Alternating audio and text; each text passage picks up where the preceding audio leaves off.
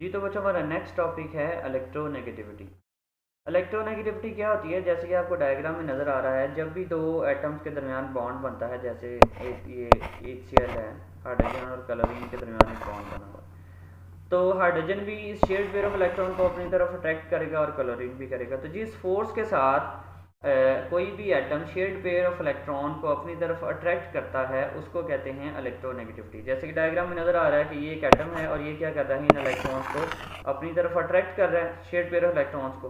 तो जिस फोर्स के साथ कर रहा है उस फोर्स को हम क्या कहते हैं, इलेक्ट्रोनेगेटिविटी। ठीक है। तो रॉबर्ट एस मिल्किन साइंटिस्ट थे, उन्होंने सजेस्ट किया था कि जो इलेक्ट्रोनेगेटिविटी है किसी भी एलिमेंट की, वो आयनाइजेशन एनर्जी और इलेक्ट्रॉन एफिनिटी का जो डिफरेंस होता है, अगर उसको हम एवरेज ले लें तो उसके जो इक्वल होती है। ठीक है। लेकिन बाद में पॉलिंग एक साइंटिस्ट आए, उन्होंने बताया, उन्होंने एक पॉलिंग स्केल डेवलप किया और जिसमें उसने फ्लोरीन की वैल्यू 4 जो है वो सजेस्ट की कि फ्लोरीन की इलेक्ट्रोनेगेटिविटी सबसे ज़्यादा है, और बाकी एलिमेंट्स की इलेक्ट्रोनेगेटिविटी उन्होंने फ्लोरीन के साथ कंपेयर करके जो है वो निकाली। ठीक है। और वो जो रिजल्ट्स हैं वो काफ़ी वैल्यूएबल साबित हुए हैं और आज भी हैं, वही यूज़ हो रहे हैं, जिसकी बिना पर इनको नोबेल प्राइज़ भी दिया गया था। और इलेक्ट्रोनेगेटिविटी का एटॉमिक रेडियस के साथ इन्वर्स रिलेशन है, जैसे कि हमने आयनाइजेशन एनर्जी और इलेक्ट्रॉन एफिनिटी के बारे में पढ़ा था कि जो एटम साइज में कम होते हैं उनकी इलेक्ट्रोनेगेटिविटी की वैल्यू है वो ज़्यादा होती है। ठीक है। फॉर एग्जांपल देखें, अल्कली मेटल्स है, उनका साइज जो है वो ज़्यादा होता है, तो इस वजह से उनकी इलेक्ट्रोनेगेटिविटी जो है वो कम होती है। ठीक है।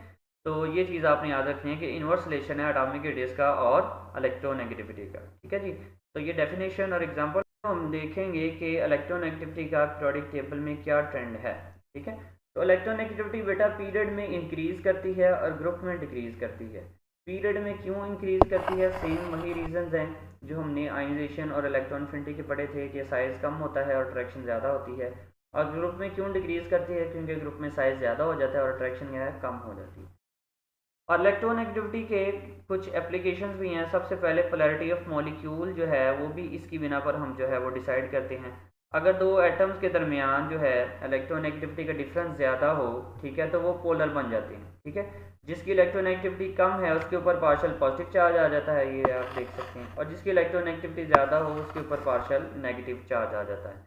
तो दो पोल्स बन जाते हैं, तो हम कहते हैं कि ये मॉलिक्यूल क्या हो गया, पोलर हो गया है। इसके अंदर पोल बेसिकली कह रहे थे सिरे को, तो इसके अंदर दो एंड्स बन जाते हैं ना, एक पॉजिटिव एंड बन जाता है, एक नेगेटिव एंड बन जाता है। इसी तरह ये आपको अगले मॉलिक्यूल्स की एग्जाम्पल में भी नज़र आ रहा है, तो हर एक के अंदर एक पॉजिटिव पोल है, एक नेगेटिव पोल है।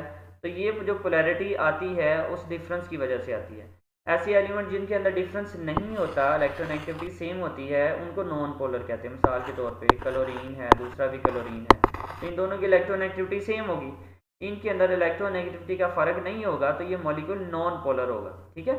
इसके अंदर पोलैरिटी नहीं होगी, इसके अंदर पॉजिटिव नेगेटिव एंड नहीं होंगे। इसी तरह जो नेचर ऑफ बॉन्ड है वो भी हम इलेक्ट्रोनेगेटिविटी से डिसाइड कर सकते हैं। अगर दो एटम्स के दरमियान इलेक्ट्रोनेगेटिविटी का जो डिफरेंस है वो 1.7 से कम हो तो हम कहते हैं उसके अंदर कोवेलेंट नेचर ज़्यादा है, मोर देन 50% है।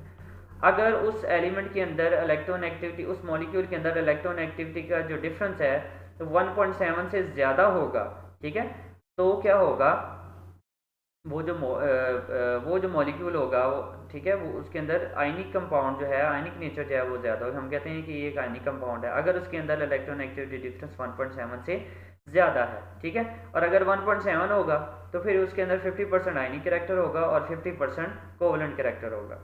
अब मिसाल के तौर पे एक मॉलिक्यूल है NaCl, तो NaCl में सोडियम की इलेक्ट्रोनेगेटिविटी देखें 0.9 है, क्लोरीन की इलेक्ट्रोनेगेटिविटी है 3, इनका जो डिफरेंस है 2.1 आ रहा है जो कि 1.7 से ज़्यादा है। तो यही वजह है कि NaCl एक आयनिक कंपाउंड है। ठीक है। लेकिन अगर हम बात करेंगे HCl की, तो HCl में हाइड्रोजन की इलेक्ट्रोनेगेटिविटी है 2.1, क्लोरीन की है 3.0। ठीक है। तो ये जो डिफरेंस है ये 1.7 से कम है, 0.9 का डिफरेंस है। तो ये जो HCl का मॉलिक्यूल है ये क्या होगा, हमारे पास कोवलेंट हो गया। नीचे डायग्राम में भी आपको नजर आ रहा है कि इलेक्ट्रोनेगेटिविटी डिफरेंस बेसिकली इस शेयर्ड पेयर ऑफ इलेक्ट्रॉन को अपनी तरफ खींचने की इस्तेदाद होती है, ताकत होती है। ठीक है।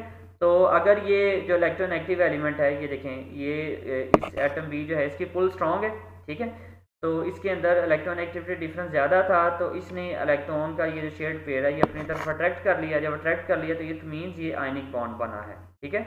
और अगर ये दोनों के दरमियान रहता है दरमियान में, तो फिर ये कोवलेंट बॉन्ड होना था। तो आज के लेसन में बेटा हमने इलेक्ट्रॉन एफिनिटी और इलेक्ट्रॉन एक्टिविटी के बारे में पढ़ा। ये टर्म तो नहीं थी, लेकिन इसमें जो ज़्यादातर चीज़ें थी वो हमारे पिछले टॉपिक से रिलेटेड थी। इसको बेटा आपने याद कर लेना अच्छी तरह से, और अगर कोई चीज़ समझ नहीं है तो अपने टीचर से आपने पूछ लेनी है। दुआ में याद रखें जी। अल्लाह हाफ़िज़।